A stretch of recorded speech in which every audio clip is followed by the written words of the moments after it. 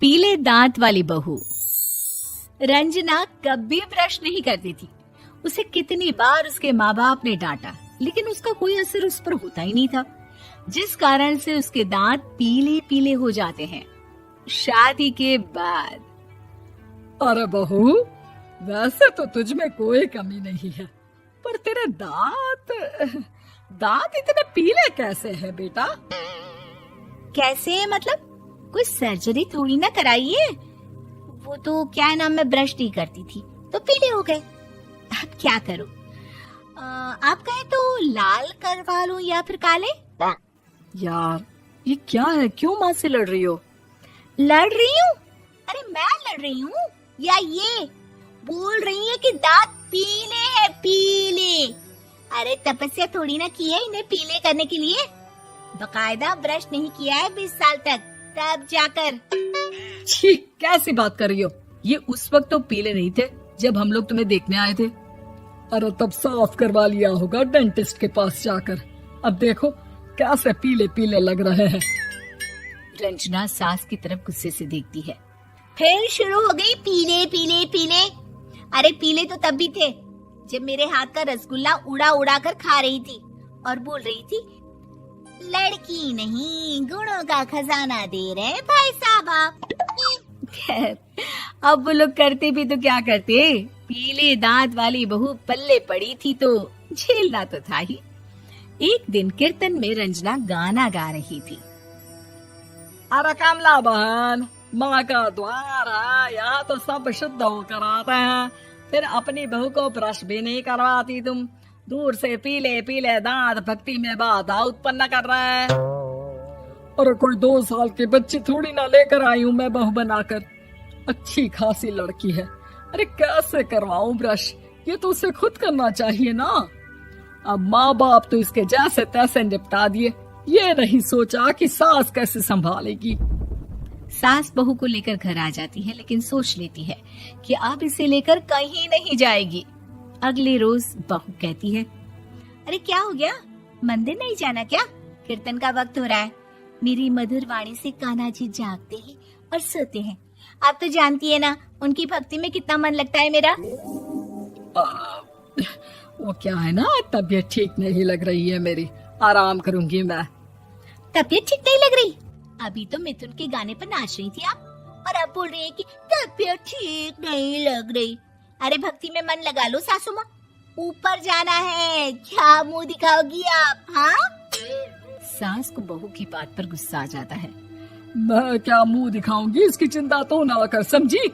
अपने मुंह की चिंता कर, जो ये पीले पीले दांत लेकर हर जगह पहुंच जाती है। पता है लोग कितना मजाक बनाते हैं। ना जी ना, मैं नहीं जाना कहीं तेरे साथ।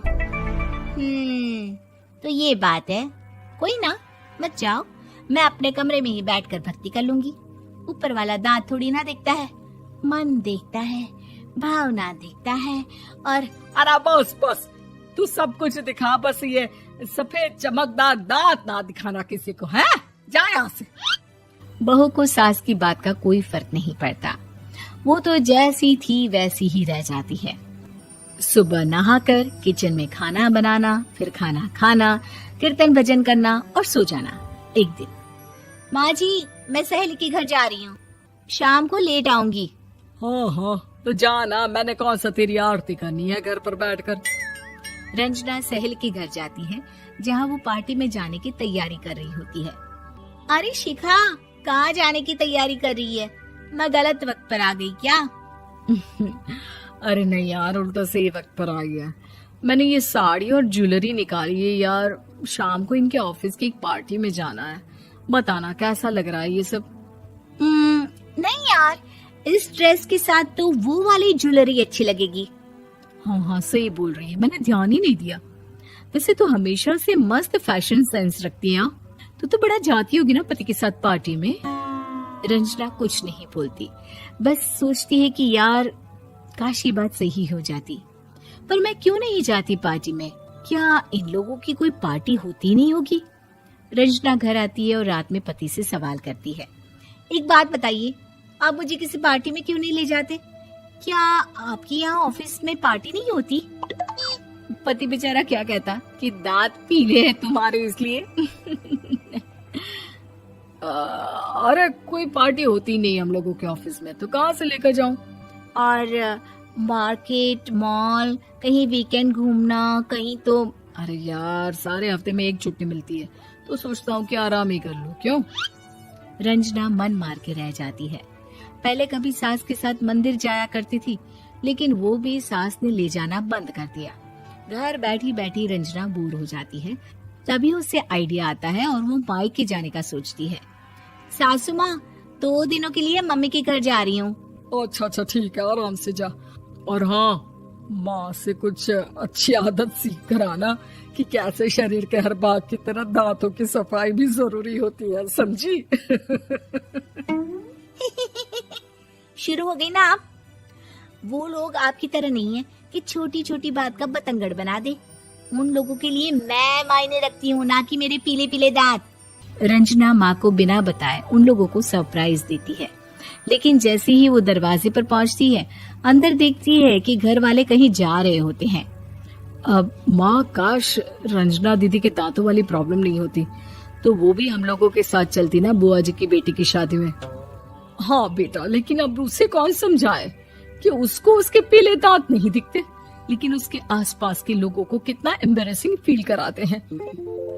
मुझे तो कितनी बार उसके स्कूल की टीचर ने शिकायत की कि उसके साथ कोई लड़की बैठना भी नहीं चाहती, और ना ही कॉलेज में कोई उससे बात करना चाहता था।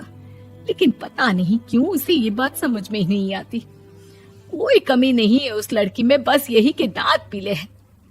वो तो भला हो जीजा जी और उनकी माँ का, जो दीदी को जैसी है वैसे ही रखा हुआ है। रंजना को अपने घर वालों की बात सुनकर बहुत दुख होता है।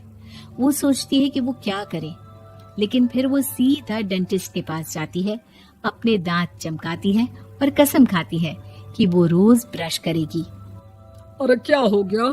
तुम तो 2 दिनों के लिए गई थी ना, पर कोई ना, अच्छा है, चलो आ गई तो। रंजना सास के सामने आकर खड़ी हो जाती है और पूरी स्माइल करती है, उसके चमकदार दांतों को दिखाती हुई।